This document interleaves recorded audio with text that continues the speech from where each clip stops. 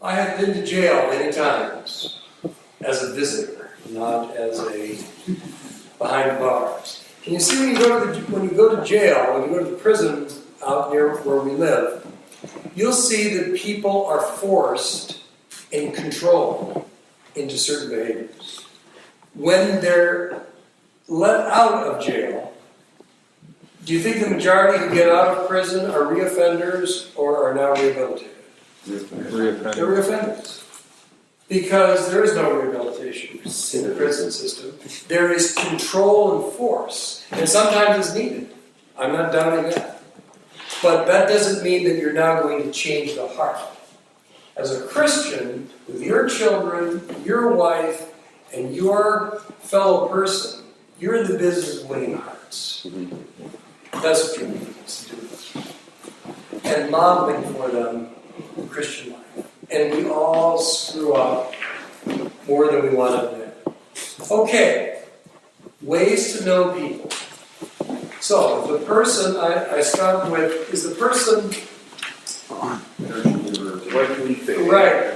Okay, and next, number 3, is this person likely to act or react to a task?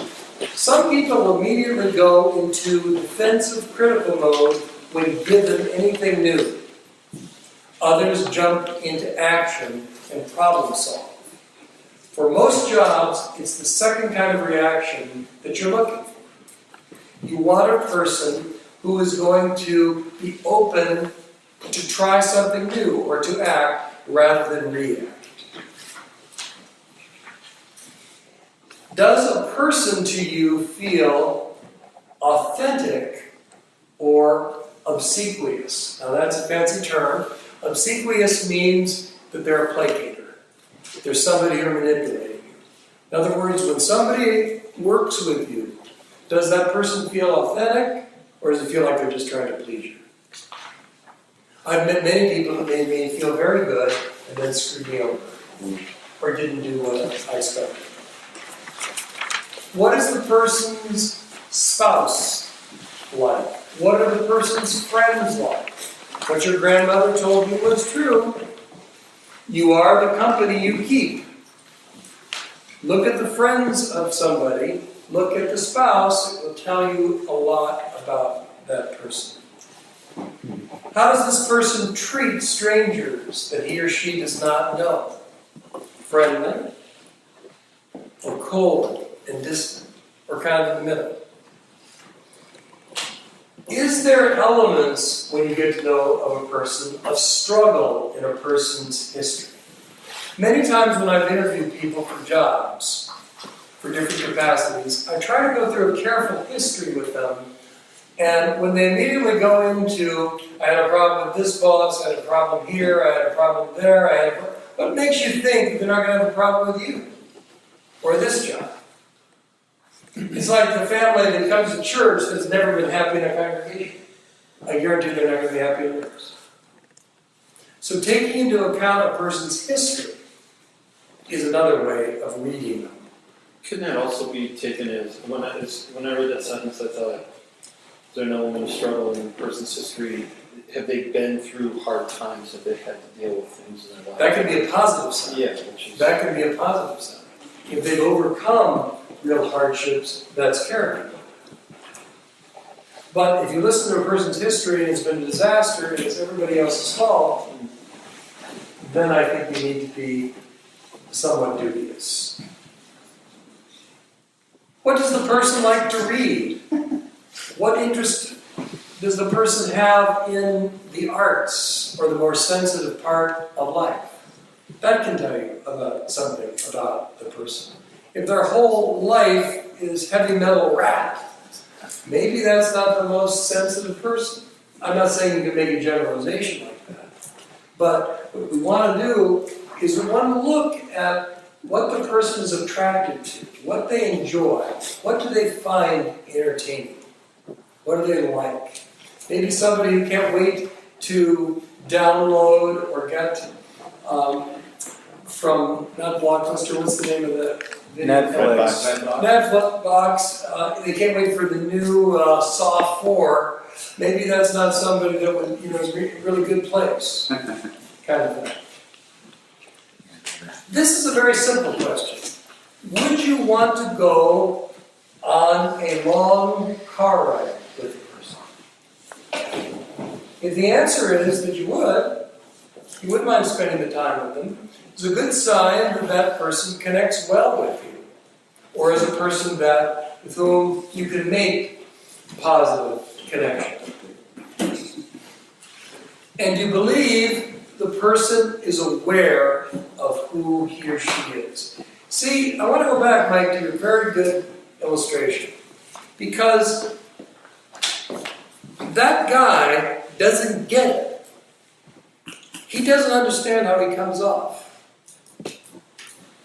We have to realize and understand how other people see us. And I recommend to each of you that you develop a good friend in your life, or a mentor, who's going to tell you how he or she experiences you.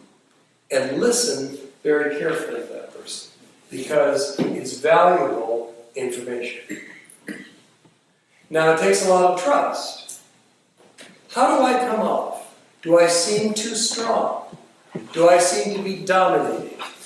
Am I a know-it-all? Do I talk too much? Am I a good listener? How do you feel? And collect that data from other people. And instead of getting defensive about it, see it as a gift. See it as a way of understanding self.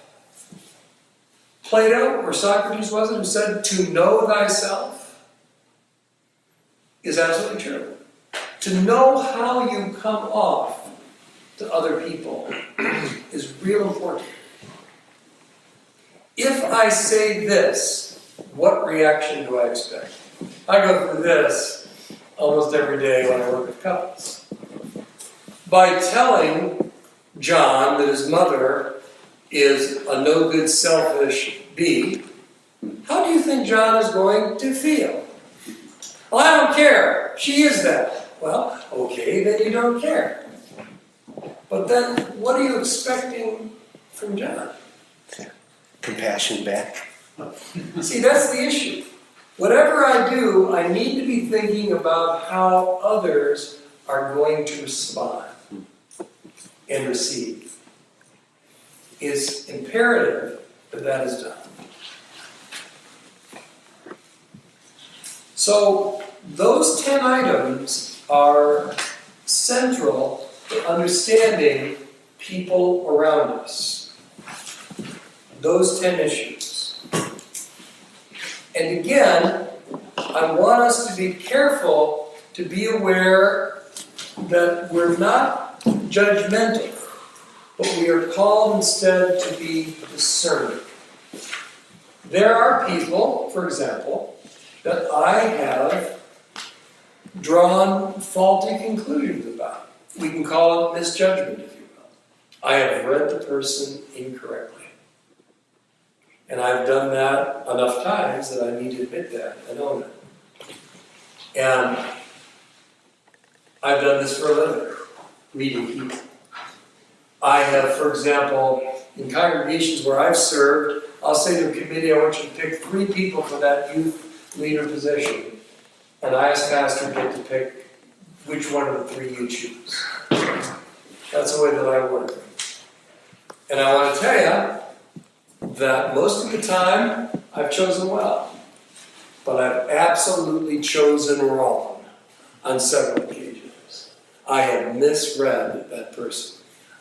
Wow, I think he's just the right guy to be the youth minister. So he was telling you everything you wanted to hear.